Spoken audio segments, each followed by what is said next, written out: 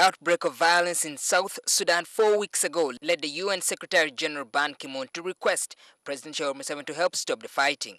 Ugandan troops were deployed to the South Sudan capital, Juba, to help evacuate Ugandans caught in the turmoil in the young nation.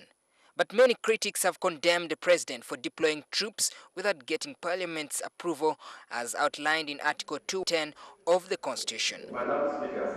But reports of Uganda's involvement in South Sudan conflict beyond the evacuation were rife among some lawmakers. And over the weekend, armed personnel carriers from Uganda were seen crossing into South Sudan at the border town of Alegu. Quite a number of onlookers considered the military vehicles as a confirmation of Uganda's involvement in South Sudan conflict, something that the UPDF vehemently denies. We have to make sure that there are no security gaps, both at the border, but also at the points where we are in Juba.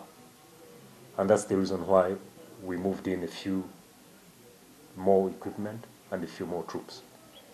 Lieutenant Colonel Paddy Ankunda further warns that the UPDF will defend itself if attacked by fighters loyal to South Sudan's former Vice President Riek Machar. Should we be attacked, we have made this very, very clear that we will defend ourselves. Back in Parliament, a section of MPs want to recall the House to discuss the Army's deployment in South Sudan. Where the plan to recall Parliament and activity to recall Parliament so that this issue can be debated formally. This was done in utter disregard of that constitutional provision by the President, whereas the law permits him to do it under the UPDF Act and report to Parliament within 21 days. He has also ignored that. The legislators also claim that some Ugandan troops have been killed in South Sudan, something that the UPDF denies. I am reliably informed by my sources that in the attack which took place by the rebels on the government of Southern Sudan, we lost a number of soldiers as a result of that attack. The practice is usual that they don't tell you the exact number of people who died. And if you have the resources and capacity to count, to take the statistics, you'll be shocked. Our soldiers are intact. They are going about their work of evacuation, and we've had no casualty at all. So that is wishful thinking, and it should be dismissed.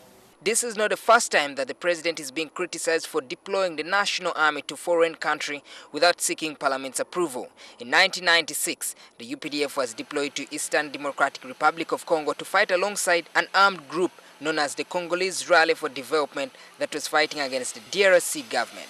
Maurice Ochol, NTV.